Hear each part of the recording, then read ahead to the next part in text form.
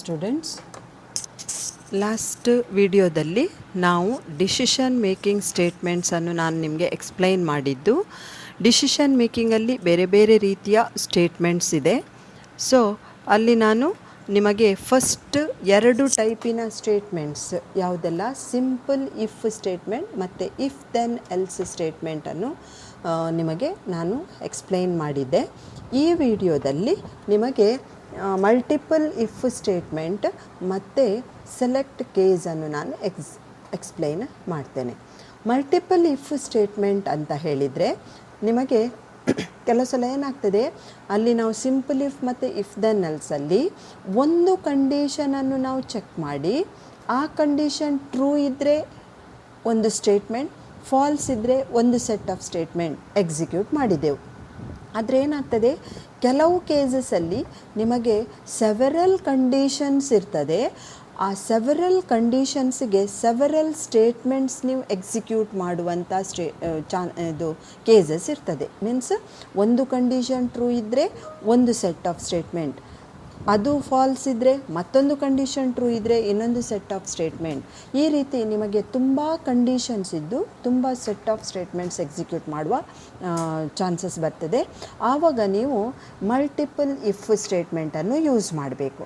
ಈ multiple if ಸ್ಟೇಟ್ಮೆಂಟಲ್ಲಿ ನಿಮಗೆ 2 kinds ಇದೆ, 2 ಟೈಪ್ಸ್ ಇದೆ.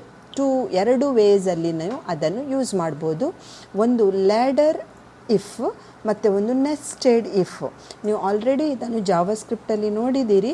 ನಾವು if then else if statement ಅಂತ ಹೇಳ್ತಿದ್ದೆವು ಜಾವಾಸ್ಕ್ರಿಪ್ಟಲ್ಲಿ. ಲ್ಯಾಡರ್ ಇಫಿಗೆ, ನೆಸ್ಟೆಡ್ ಇಫಿಗೆ ನೆಸ್ಟೆಡ್ ಇಫ್ ಹೇಳಿಯೇ ನಾವು ಹೇಳಿದ್ದೇವೆ. ಕೆಲವು ಪ್ರೋಗ್ರಾಮ್ಸನ್ನು ನಾವು ಸಾಲ್ವ್ ಮಾಡಿದ್ದೇವೆ.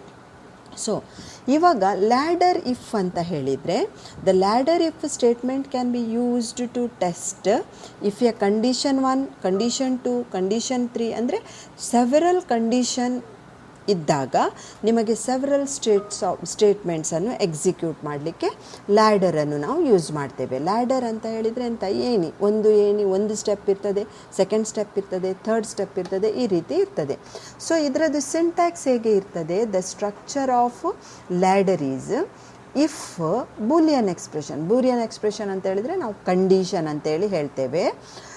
ದೆನ್ ಅಂತ ಹೇಳಿದರೆ ಈ ಸ್ಟೇಟ್ಮೆಂಟ್ ಟ್ರೂ ಇದ್ದರೆ, ನೀವು ಕೊಟ್ಟಂಥ ಇಲ್ಲಿ ಇದ್ದಂಥ ಸ್ಟೇಟ್ಮೆಂಟ್ ಬೂಲಿಯನ್ ಎಕ್ಸ್ಪ್ರೆಷನ್ ಟ್ರೂ ಇದ್ದರೆ ನಿಮಗೆ ಈ ಸ್ಟೇಟ್ಮೆಂಟ್ಸನ್ನು ಎಕ್ಸಿಕ್ಯೂಟ್ ಮಾಡ್ತದೆ ಟ್ರೂ ಇದ್ದಾಗ. ಇದು ಸ್ಟೇಟ್ಮೆಂಟ್ಸನ್ನು ಎಕ್ಸಿಕ್ಯೂಟ್ ಮಾಡಿ ಇದರಲ್ಲಿ ಎಷ್ಟು ಸ್ಟೇಟ್ಮೆಂಟ್ಸನ್ನು ಕೊಡ್ಬೋದು ನೀವು, ಸ್ಟೇಟ್ಮೆಂಟ್ 1ಇಂದ ಸ್ಟೇಟ್ಮೆಂಟ್ n ಆ್ಯಂಡ್ ಆದ ಕೂಡಲೇ ಅದು ಏನು ಮಾಡ್ತದೆ, ಡೈರೆಕ್ಟ್ ಅದು ಎಂಡ್ ಇಫಿನ ನೆಕ್ಸ್ಟ್ ಸ್ಟೇಟ್ಮೆಂಟ್ಗೆ ಬರ್ತದೆ. ಉಳಿದ ಎಲ್ಲ ಸ್ಟೇಟ್ಮೆಂಟ್ಸನ್ನು ಅದು ಬಿಟ್ಟು ಬಿಡ್ತದೆ. ಯಾವಾಗ ಟ್ರೂ ಇದ್ದಾಗ. ಸಪೋಸ್ ಇದು ಸ್ಟೇಟ್ಮೆಂಟ್ ಕಂಡೀಷನ್ ಫಾಲ್ಸ್ ಇದ್ದಾಗ ನಿಮಗೆ ನೆಕ್ಸ್ಟ್ ಎಲ್ಸ್ ಇಫ್ ಸ್ಟೇಟ್ಮೆಂಟ್ಗೆ ಬರ್ತದೆ.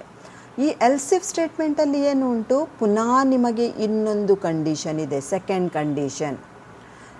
ಇದು ಫಾಲ್ಸ್ ಇದ್ದಾಗ ಮಾತ್ರ, ಈ ಕಂಡೀಷನ್ ಫಾಲ್ಸ್ ಇದ್ದರೆ ಮಾತ್ರ ನಿಮಗೆ ಇಲ್ಲಿಗೆ ಬರ್ತದೆ. ಇದು ಟ್ರೂ ಇದ್ದರೆ ನಿಮಗೆ ಡೈರೆಕ್ಟ್ ಈ ಸ್ಟೇಟ್ಮೆಂಟ್ ಗ್ರೂಪ್ ಆಫ್ ಸ್ಟೇಟ್ಮೆಂಟ್ಸನ್ನು ಎಕ್ಸಿಕ್ಯೂಟ್ ಮಾಡಿ ಡೈರೆಕ್ಟ್ ಅದು ಎಂಡ್ ಇಫಿನ ನೆಕ್ಸ್ಟ್ ಸ್ಟೇಟ್ಮೆಂಟಿಗೆ ಬರ್ತದೆ. ಸಪೋಸ್ ಇದು ಟ್ರೂ ಇದ್ದರೆ, ಇದು ಫಾಲ್ಸ್ ಇದ್ದಾಗ ಇಲ್ಲಿಗೆ ಬರ್ತದೆ. ಇದು ಟ್ರೂ ಇದ್ದರೆ ನಿಮಗೆ ಈ ಸ್ಟೇಟ್ಮೆಂಟ್ಸನ್ನು ಎಕ್ಸಿಕ್ಯೂಟ್ ಮಾಡ್ತದೆ ಟ್ರೂ ಇದ್ದಾಗ. ಮತ್ತು ಡೈರೆಕ್ಟ್ ಅದು ಏನು ಮಾಡ್ತದೆ, ಎಂಡ್ ಇಫಿನ ನೆಕ್ಸ್ಟ್ ಸ್ಟೇಟ್ಮೆಂಟ್ಗೆ ಬರ್ತದೆ. ಸಪೋಸ್ ಇದು ಸಹ ಫಾಲ್ಸ್ ಇದ್ದರೆ ನಿಮಗೆ ಏನು ಮಾಡ್ತದೆ, ಥರ್ಡ್ ಕಂಡೀಷನನ್ನು ಚೆಕ್ ಮಾಡಲಿಕ್ಕೆ ಬರ್ತದೆ. ಫಾಲ್ಸ್ ಇದ್ದರೆ, ಇದು ಟ್ರೂ ಇದ್ದರೆ ನಿಮಗೆ ಈ ಸ್ಟೇಟ್ಮೆಂಟ್ಸನ್ನು ಎಕ್ಸಿಕ್ಯೂಟ್ ಮಾಡ್ತದೆ. ಇದು ಕಂಡೀಷನ್ ಟ್ರೂ ಇದ್ದರೆ. ಅರ್ಥ ಆಯ್ತಾ? ಸೊ ಇದು ಸಹ ಫಾಲ್ಸ್ ಇದ್ದರೆ ನಿಮಗೆ ಡೈರೆಕ್ಟ್ ಅದು ಇಲ್ಲಿ ಇರುವ ಸ್ಟೇಟ್ಮೆಂಟ್ಸನ್ನು ಎಕ್ಸಿಕ್ಯೂಟ್ ಮಾಡ್ತದೆ. ಪುನಃ ಅಲ್ಲಿ ಕಂಡೀಷನ್ ಚೆಕ್ ಮಾಡಲಿಕ್ಕಿಲ್ಲ.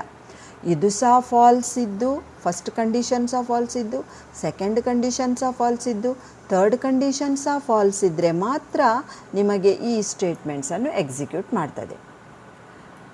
ಉಳಿದ ಎಲ್ಲ ಕೇಸಸಲ್ಲಿ ಒಂದೇ ಈ ಕಂಡೀಷನ್ ಟ್ರೂ ಇದ್ದರೆ ಈ ಸೆಟ್ ಆಫ್ ಸ್ಟೇಟ್ಮೆಂಟ್ಸನ್ನು ಎಕ್ಸಿಕ್ಯೂಟ್ ಮಾಡಿ ಅದು ಎಂಡ್ ಇಫ್ ಮಾಡಿ ಬಿಡ್ತದೆ. ಸಪೋಸ್ ಇದು ಫಾಲ್ಸ್ ಇದ್ದಾಗ ಇಲ್ಲಿಗೆ ಬರ್ತದೆ ಈ ಕಂಡೀಷನಿಗೆ, ಇದು ಟ್ರೂ ಇದ್ದರೆ ಈ ಸ್ಟೇಟ್ಮೆಂಟ್ಸನ್ನು ಎಕ್ಸಿಕ್ಯೂಟ್ ಮಾಡಿ ನಿಮಗೆ ಎಂಡ್ ಇಫ್ ಮಾಡ್ತದೆ. ಸಪೋಸ್ ಇದು ಫಾಲ್ಸ್ ಇದ್ದಾಗ ಈ ಕಂಡೀಷನನ್ನು ಚೆಕ್ ಮಾಡ್ತದೆ, ಇದು ಟ್ರೂ ಇದ್ದರೆ ನಿಮಗೆ ಡೈರೆಕ್ಟ್ ಈ ಸ್ಟೇಟ್ಮೆಂಟ್ಸನ್ನು ಎಕ್ಸಿಕ್ಯೂಟ್ ಮಾಡಿ ಎಂಡ್ ಇಫ್ ಮಾಡ್ತದೆ. ಸಪೋಸ್ ಇದು ಸಹ ಫಾಲ್ಸ್ ಇತ್ತು ಫಸ್ಟ್ ಕಂಡೀಷನ್, ಇದು ಸಹ ಫಾಲ್ಸ್ ಇತ್ತು, ಇದು ಸಹ ಫಾಲ್ಸ್ ಇತ್ತು ಹೇಳಿ ಆದರೆ ಈ ಸ್ಟೇಟ್ಮೆಂಟ್, ಆವಾಗ ಮಾತ್ರ ನಿಮಗೆ ಈ ಎಲ್ಸಿನ ಒಳಗೆ ಇರುವ ಸ್ಟೇಟ್ಮೆಂಟ್ಸ್, ಎಲ್ಸ್ ಮತ್ತು ಎಂಡ್ ಇಫಿನ ನಡುವೆ ಇರುವಂಥ ಸ್ಟೇಟ್ಮೆಂಟನ್ನು ಎಕ್ಸಿಕ್ಯೂಟ್ ಮಾಡಿ ನಿಮಗೆ ಪ್ರೋಗ್ರಾಮನ್ನು ಕಂಟಿನ್ಯೂ ಮಾಡ್ತದೆ. ಸೊ ಇದಕ್ಕೆ ಒಂದು ಎಕ್ಸಾಂಪಲ್ ನೋಡಿ, following example for ladder structure. ಗ್ರೇಡನ್ನು ಫೈಂಡ್ ಮಾಡಲಿಕ್ಕೆ ನೀವು ಆಲ್ರೆಡಿ ಫ್ಯಾಮಿಲಿಯರ್ ಇದ್ದೀರಿ ಈ ಪ್ರೋಗ್ರಾಮಿಗೆ. ನಾನಿಲ್ಲಿ ಮಾರ್ಕ್ಸನ್ನು ಇನ್ಪುಟ್ ಮಾಡಿದೆ. ಈ ಮಾರ್ಕ್ಸಿನ ಮೇಲೆ ನಮಗೆ ಸೆವೆರಲ್ ಗ್ರೇಡ್ಸನ್ನು ಕೊಡ್ತಾರೆ.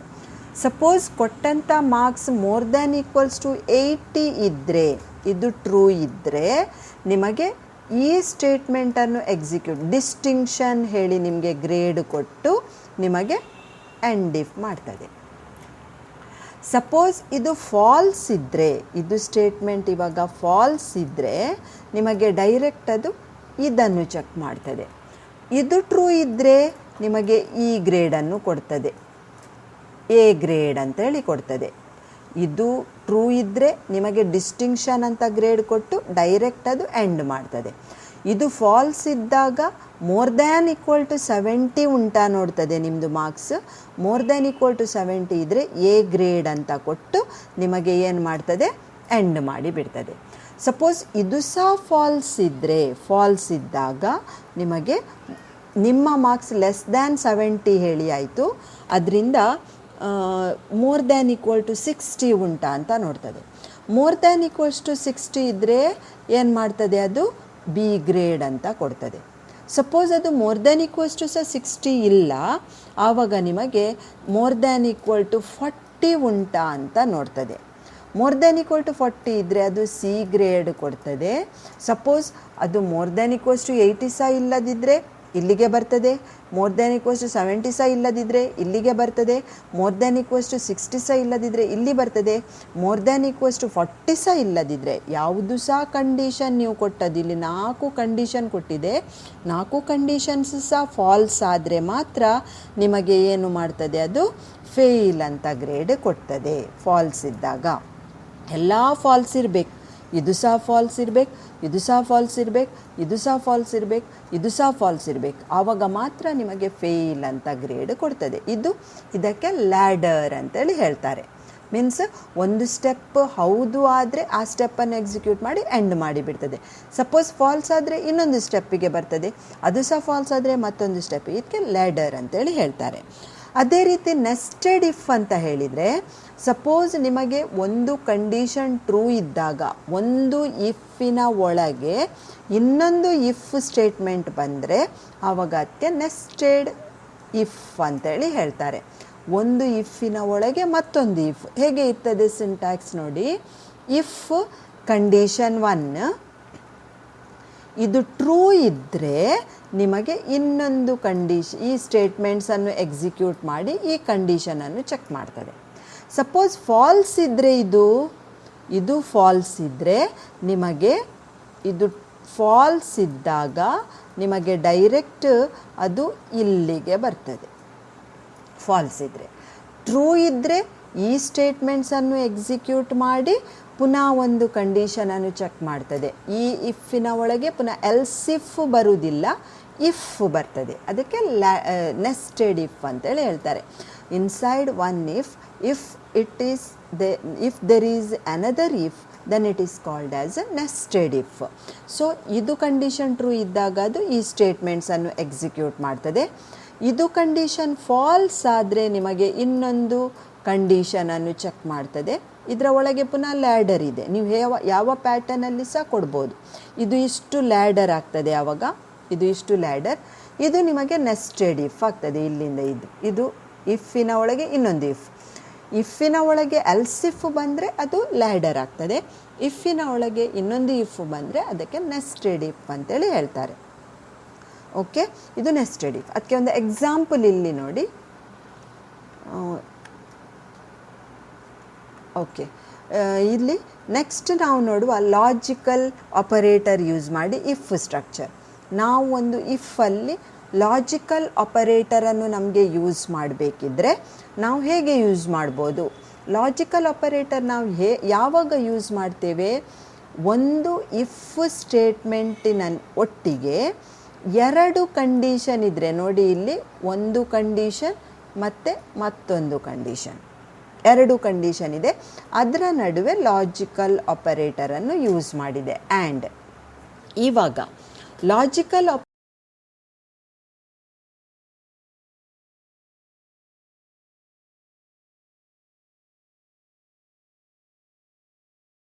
ಅನ್ನು ಕೊಡ್ತದೆ. ಆ್ಯಂಡ್ ಯಾವಾಗ ಎಲ್ಲ ಸ್ಟೇಟ್ಮೆಂಟ್ಸ್, ಎಲ್ಲ ಕಂಡೀಷನ್ ಇದು ಸಹ ಟ್ರೂ ಇದ್ದು ಇದು ಸಹ ಟ್ರೂ ಇದ್ದಾಗ ನಿಮಗೆ ಫೈನಲ್ ರಿಸಲ್ಟ್ ಟ್ರೂ ಹೇಳಿ ಕೊಡ್ತದೆ. ಬೇರೆ ಯಾವ ಕ್ಲೇಸಲ್ಲಿ ಸಹ ಕೊಡೋದಿಲ್ಲ. ಸಪೋಸ್ ನೀವಿಲ್ಲಿ ಆರ್ ಯೂಸ್ ಮಾಡಿದಾಗ ಇದು ಸಹ ಫಾಲ್ಸ್ ಇದ್ದು ಇದು ಸಹ ಫಾಲ್ಸ್ ಇದ್ದು ಇದು ಸಹ ಫಾಲ್ಸ್ ಇದ್ದಾಗ ನಿಮಗೆ ಫಾಲ್ಸ್ ರಿಸಲ್ಟನ್ನು ಕೊಡ್ತದೆ. ಇದು ಎರಡು ಟ್ರೂ ಇದ್ದಾಗ, ಯಾವುದಾದ್ರೂ ಒಂದು ಟ್ರೂ ಇದ್ದಾಗ ನಿಮಗೆ ಟ್ರೂ ರಿಸಲ್ಟನ್ನು ಕೊಡ್ತದೆ, ಅದು ಆರ್ ಯೂಸ್ ಮಾಡಿದಾಗ. ಸೊ ಈಗ ಇಲ್ಲಿ ಹೇಗೆ ಎಕ್ಸಿಕ್ಯೂಟ್ ಆಗ್ತದೆ ನೋಡಿ. ಆ್ಯಂಡ್ ಆಪರೇಟರ್ ಯೂಸ್ ಮಾಡಿದ್ದೆ. ಸೊ ಇಲ್ಲಿ ನಾವು ಎಕ್ಸ್ಪೀರಿಯನ್ಸನ್ನು ಇನ್ಪುಟ್ ಮಾಡಿದ್ದೇವೆ, ಅದೇ ರೀತಿ ಮಾರ್ಕ್ಸನ್ನು ಇನ್ಪುಟ್ ಮಾಡಿದ್ದೇವೆ. ನಿಮಗೇನಾಗಬೇಕು? ಎಲಿಜಿಬಲ್, ಇದು ಒಂದು ಇಂಟರ್ವ್ಯೂದ್ದು ರಿಸಲ್ಟ್, ಪೋಸ್ಟಿಗೆ ಎಲಿಜಿಬಲಾ ನಾಟ್ ಎಲಿಜಿಬಲಾ ಅಂತ ನೋಡಬೇಕು. ಎಲಿಜಿಬಲ್ ಆಗಬೇಕಿದ್ರೆ ಅವರದ್ದು experience more than equals to 5 ಇರಬೇಕು ಮತ್ತು marks more than equal to 75% ಇರಬೇಕು. ಸಪೋಸ್ ಎಕ್ಸ್ಪೀರಿಯನ್ಸ್ 5 ವರ್ಷ ಇಲ್ಲ, ಮಾರ್ಕ್ಸ್ ಸಹ ಕಡಿಮೆ ಇದೆ ಹೇಳಿ ಆದರೆ ಅವರು ನಾಟ್ ಎಲಿಜಿಬಲ್. ಒಂದೇ ಎಕ್ಸ್ಪೀರಿಯನ್ಸ್ ಕಡಿಮೆ ಇದ್ದರೆ ಸಹ ಅವರು ನಾಟ್ ಎಲಿಜಿಬಲ್, ಒಂದೇ ಮಾರ್ಕ್ಸ್ ಕಡಿಮೆ ಇದ್ದರೆ ಸಹ ಅವರು ನಾಟ್ ಎಲಿಜಿಬಲ್. ಸೊ ಇಲ್ಲಿ ನಾನು ಎಕ್ಸ್ಪೀರಿಯನ್ಸ್ ಮತ್ತು ಮಾರ್ಕ್ಸನ್ನು ಇನ್ಪುಟ್ ಮಾಡಿ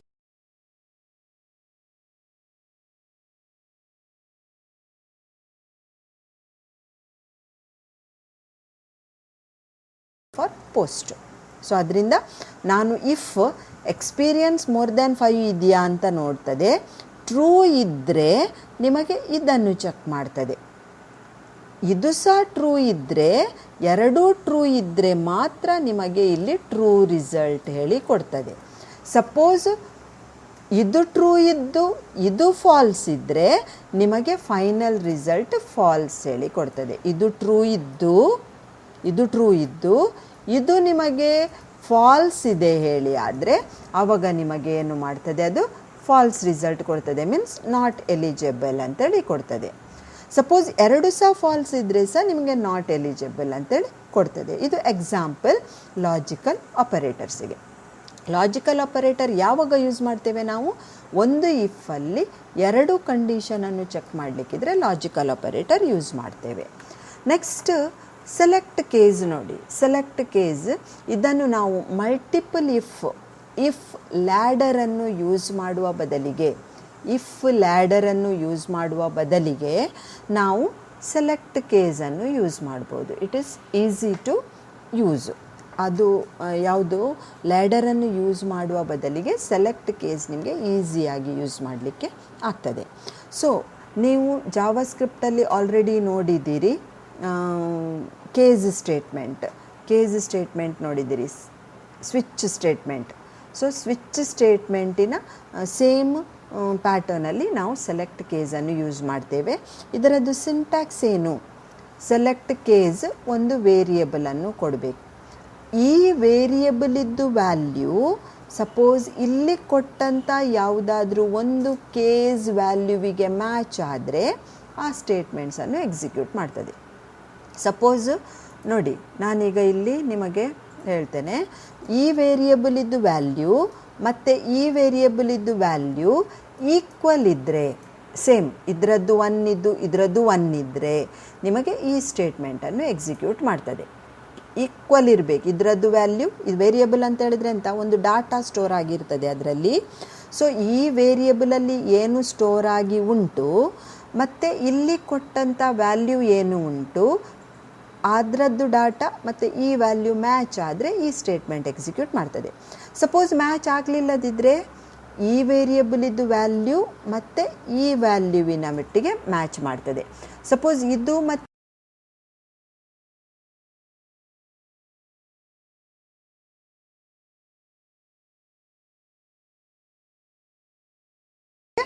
ಕೇಸ್ ಎಲ್ಸನ್ನು ಎಕ್ಸಿಕ್ಯೂಟ್ ಮಾಡ್ತದೆ. ಯಾವ ವ್ಯಾಲ್ಯೂ ಸಹ ಎಷ್ಟು ಕೇಸ್ ವ್ಯಾಲ್ಯೂವನ್ನು ಸಹ ನೀವು ಕೊಡ್ಬೋದು, ಎರಡೇ ಕೊಡೋದು ಹೇಳಿಲ್ಲ, ಎಷ್ಟು ಕೇಸ್ ವ್ಯಾಲ್ಯೂ ಕೊಡ್ಬೋದು. ಯಾವ ಕೇಸ್ ವ್ಯಾಲ್ಯೂ ಸಹ ಮ್ಯಾಚ್ ಆಗಲಿಲ್ಲದಿದ್ದರೆ ಕೇಸ್ ಎಲ್ಸ್ ಇದ್ದು ಸ್ಟೇಟ್ಮೆಂಟನ್ನು ಎಕ್ಸಿಕ್ಯೂಟ್ ಮಾಡ್ತದೆ. ಪ್ರತಿಯೊಂದು ಸೆಲೆಕ್ಟ್ ಕೇಸ್ ಎಂಡ್ ಸೆಲೆಕ್ಟಿಂದ ನಿಮಗೆ ಎಂಡ್ ಆಗ್ತದೆ. ಸೊ ಇದಕ್ಕೆ ಒಂದು ಎಕ್ಸಾಂಪಲ್ ನೋಡಿ. ಸಬ್ ಪ್ಲೇಯರ್ಸ್, ನಾನು ಗೇಮನ್ನು ಇನ್ಪುಟ್ ಮಾಡಿದ್ದೇನೆ, ಯಾವ ಗೇಮ್ ಅಂತ. ಸೊ ಆ ಗೇಮಿನ ಪ್ರಕಾರ ನಾನು ಯಾವ ಗೇಮನ್ನು ಇನ್ಪುಟ್ ಮಾಡ್ತೇನೆ ಅದರ ಪ್ರಕಾರ ಅದರಲ್ಲಿ ಎಷ್ಟು ಪ್ಲೇಯರ್ಸ್ ಇರ್ತಾರೆ ಅಂತೇಳಿ ನನಗೆ ಡಿಸ್ಪ್ಲೇ ಮಾಡಬೇಕು. ಸೊ ನಾನು ಗೇಮ್ ಹೇಳಿಕೊಟ್ಟಿದ್ದೇನೆ. ಗೇಮ್ ಟೆನ್ನಿಸ್ ಅಂತ ಕೊಟ್ಟರೆ ನಾನೀಗ ಒಂದು ಗೇಮನ್ನು ಇನ್ಪುಟ್ ಮಾಡ್ತೇನೆ. ನಾನು ಯಾವ ಗೇಮ್ ಇನ್ಪುಟ್ ಮಾಡಿದೆ, ಸಪೋಸ್ ವಾಲಿಬಾಲ್ ಅಂತ ಇನ್ಪುಟ್ ಮಾಡಿದರೆ ಇಲ್ಲಿ ವಾಲಿಬಾಲ್ ಹೇಳಿ ಸ್ಟೋರ್ ಆಗಿದ್ದರೆ ಗೇಮಲ್ಲಿ ವಾಲಿಬಾಲ್ ಮತ್ತು ಟೆನ್ನಿಸ್ ಮ್ಯಾಚ್ ಆಗೋದಿಲ್ಲ. ಸೊ ಇದನ್ನು ಬಿಟ್ಟು ಬಿಡ್ತದೆ. ವಾಲಿಬಾಲ್ ಮತ್ತು ಕ್ರಿಕೆಟ್ ಮ್ಯಾಚ್ ಆಗೋದಿಲ್ಲ, ಇದು ಸಹ ಬಿಟ್ಟು ಬಿಡ್ತದೆ. ವಾಲಿಬಾಲ್ ಮತ್ತು ವಾಲಿಬಾಲ್ ಮ್ಯಾಚ್ ಆಗ್ತದೆ. ಇಲ್ಲಿ ನಾನು ವಾಲಿಬಾಲ್ ಅಂತ ಕೊಟ್ಟಿದ್ದೇನೆ, ಇದರಲ್ಲಿ ಸಹ ವಾಲಿಬಾಲ್ ಅಂತೇಳಿ ಸ್ಟೋರ್ ಆಗಿ ಉಂಟು. ಸೊ ನನಗೆ ಏನು ರಿಸಲ್ಟ್ ಕೊಡ್ತದೆ, ಅದು 5 ಪ್ಲೇಯರ್ಸ್ ಅಂತೇಳಿ ರಿಸಲ್ಟನ್ನು ಕೊಡ್ತದೆ. ಸಪೋಸ್ ನಾನು ಕೊಟ್ಟಂಥ ಗೇಮು ನಾನು ಈಗ ಎಂತ ಕೊಟ್ಟಿದ್ದೇನೆ, ಖೋಖೋ ಅಂತ ಕೊಟ್ಟಿದ್ದೇನೆ ಅಂತ ಎಣಿಸಿ. ಸೊ ಆವಾಗ ಏನಾಗ್ತದೆ, ಇದು ಸಹ ಮ್ಯಾಚ್ ಆಗೋದಿಲ್ಲ ಖೋಖೋ ಗೇಮಿಗೆ, ಇದು ಸಹ ಮ್ಯಾಚ್ ಆಗೋದಿಲ್ಲ, ಇದು ಸಹ ಮ್ಯಾಚ್ ಆಗೋದಿಲ್ಲ, ಬೇಸ್ಬಾಲ್ ಸಹ ಮ್ಯಾಚ್ ಆಗೋದಿಲ್ಲ. ಆವಾಗ ನಿಮಗೆ ಏನು ಮಾಡ್ತದೆ, ಅದು ಐ ಹ್ಯಾವ್ ನೋ ಐಡಿಯಾ, ನಾವು ಕೊಟ್ಟಂಥ ಗೇಮಿಗೆ ಎಷ್ಟು ಪ್ಲೇಯರ್ ಅಂತ ಪ್ರೋಗ್ರಾಮಿಗೆ ಅರ್ಥ ಆಗೋದಿಲ್ಲ, ಆ ಗೇಮ್ ಇಲ್ಲಿ ಸ್ಟೋರ್ ಆಗಿ ಇಲ್ಲ. ಸೊ ಇಂಥ ಕೇಸಲ್ಲಿ ನೀವು ಸೆಲೆಕ್ಟ್ ಕೇಸ್ ಸ್ಟೇಟ್ಮೆಂಟನ್ನು ನೀವು ಏನು ಮಾಡ್ಬೋದು, ಯೂಸ್ ಮಾಡ್ಬೋದು. ಸೊ ಇಲ್ಲಿ ನಾನು ಈಗ ಮಲ್ಟಿಪಲ್ ಇಫ್ ಸ್ಟೇಟ್ಮೆಂಟ್ಸನ್ನು ನಾನು ಎಕ್ಸ್ಪ್ಲೈನ್ ಮಾಡಿದೆ. ಯಾವುದೆಲ್ಲ ಹೇಳಿದೆ ನಾನು, ಮಲ್ಟಿಪಲ್ ಇಫಲ್ಲಿ ಲ್ಯಾಡರ್ ಇಫ್ ಏನು ಮಾಡ್ತದೆ, ನಿಮಗೆ ಒಂದು ಇಫಿನ ನಡುವೆ ಒಳಗೆ ಇನ್ನೊಂದು ಎಲ್ಸ್ ಇಫ್ ಬರ್ತದೆ. ಎಷ್ಟು ಎಲ್ಸ್ ಇಫನ್ನು ಸಹ ಕೊಡ್ಬೋದು, ಆದರೆ ಲಾಸ್ಟಿಗೆ ನೀವು ಎಲ್ಸ್ ಸ್ಟೇಟ್ಮೆಂಟ್ ಕೊಡಬೇಕು. ಯಾಕೆ ಅಂತ ಹೇಳಿದ್ರೆ ಎಲ್ಲ ಕಂಡೀಷನ್ ಫಾಲ್ಸ್ ಇದ್ದಾಗ ಈ ಸ್ಟೇಟ್ಮೆಂಟ್ ಎಕ್ಸಿಕ್ಯೂಟ್ ಆಗ್ತದೆ. ಸೊ ಇದು ಸಿಂಟ್ಯಾಕ್ಸ್ ನಿಮಗೆ ಎಲ್ಸ್ ಇಫ್ ಇದ್ದು ಲ್ಯಾಡರ್ ಇದ್ದು ಸ್ಟೇಟ್ಮೆಂಟ್. ಇಲ್ಲಿ ನಿಮಗೆ ಎಕ್ಸಾಂಪಲ್ ಕೊಟ್ಟದ್ದು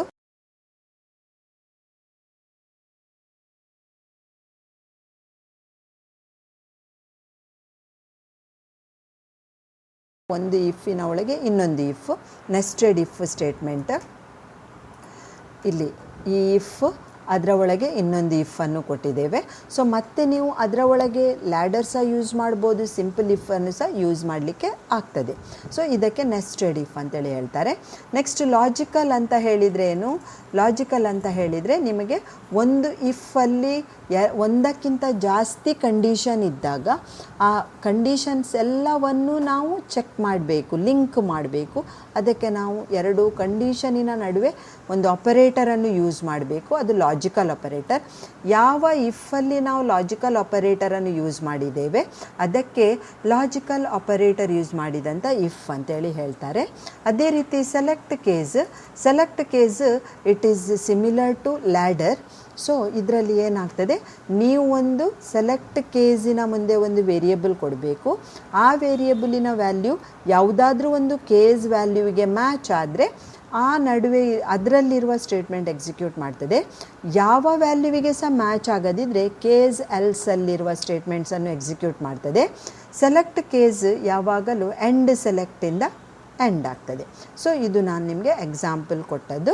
ಸೊ ಇಲ್ಲಿಗೆ ಡಿಸಿಷನ್ ಮೇಕಿಂಗ್ ಸ್ಟೇಟ್ಮೆಂಟ್ ಎಲ್ಲ ನಾನು ಎಕ್ಸ್ಪ್ಲೈನ್ ಮಾಡಿದೆ 2 ವಿಡಿಯೋಸಲ್ಲಿ. ಸೊ ಕರೆಕ್ಟಾಗಿ ವಿಡಿಯೋಸನ್ನು ಅಬ್ಸರ್ವ್ ಮಾಡಿ, ಮತ್ತು ಇಂಪಾರ್ಟೆಂಟ್ ಇದು ಈ decision making statement very important. So ಕರೆಕ್ಟಾಗಿ ವಿಡಿಯೋವನ್ನು ನೋಡಿ, ಅರ್ಥ ಆಗಲಿಲ್ಲದಿದ್ದರೆ you can message me on my in the group or phone. So thank